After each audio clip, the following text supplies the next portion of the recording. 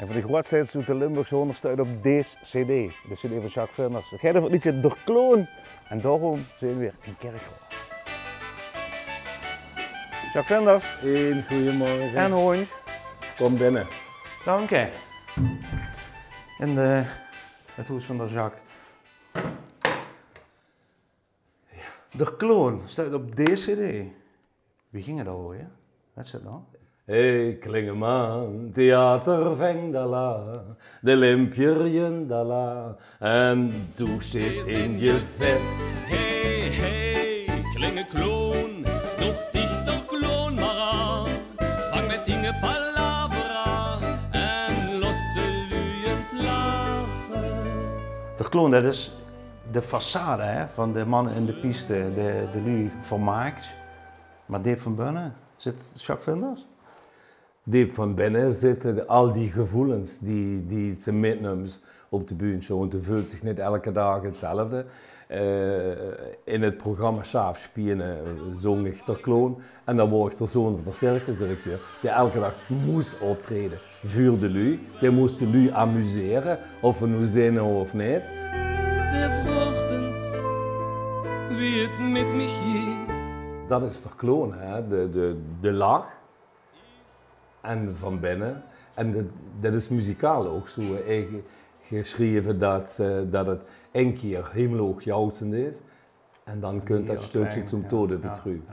Hey, hey, Klingekloon, doch dich doch kloon maar aan. Vang met dingen palavra en los de lui maar lachen. Ja, die waren de Kloon. Dat is de Kloon, hè? Ja. Maar bij de Kloon heeft of Roger die naast op, of Daniel Triest. Ja. Maar kijk, bij Liedje de Kloon, ben ik het solo doen, ben ik het zing, dan is de Kloon allemaal dat is mijn attribuut. Maar bussen dan gedangers is dat ding op hem? Vul ze dat? Dat is heel gek. Ben ik klaar, als Oerbier speel, zet de strik op, dan ben ik het klaar. Hoef ik dan niet meer te spelen, dat weet ze. En wanneer ik dit deed, dan ben je de Kloon. Ja. Dat is het mooie aan, dat geeft ze veulen. Op een gegeven moment geeft ze dat niet. Dan best ze de Kloon, dan speelt ze niet meer.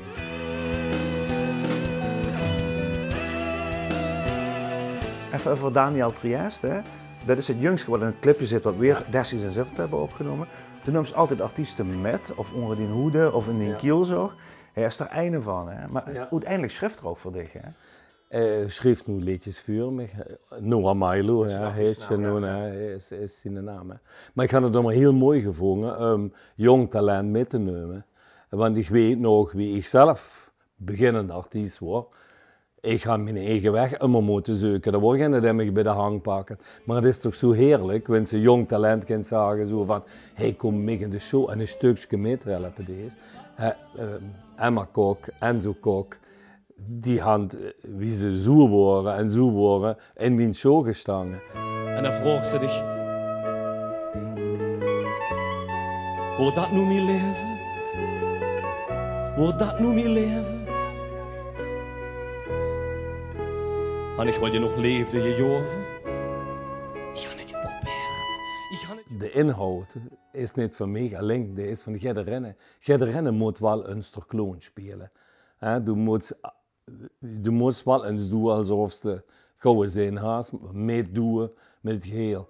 Maar van binnen voelt ze zich heel anders. En du kent niet immer met die gevoelens te koop lopen. Dus heel vaak moest je die verbergen. En dan werd van dich gevraagd. Nu ben ik vrolijk, nou dan ben ik dat ook. Hè. Dan speel ik dat. Dus veel u vragen, hoe gaat het met je? En willen het gaan weten. En dat staat in dat liedje.